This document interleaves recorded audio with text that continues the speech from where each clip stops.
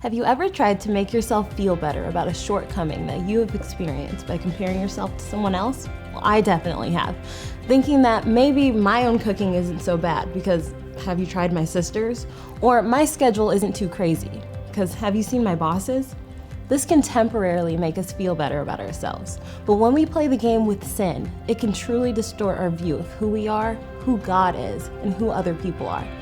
Let me jump back into the story of King David that we looked at in this week's message. After David's initial sin with Bathsheba, he went through a myriad of other transgressions trying to cover it up, eventually resulting in the murder of one of the people David had wronged, Uriah, Bathsheba's husband.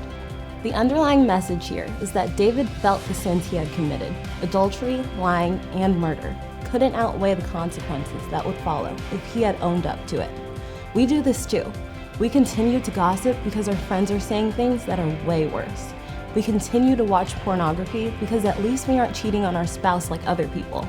Let me be clear, our bar is not other imperfect people, but rather the one true perfect God that we serve.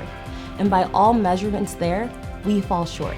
When we compare ourselves to others, we miss our own need for God's grace and what an amazing gift that is. We miss that others are made in the image of God, not to be mocked, lied to, slandered, or mistreated.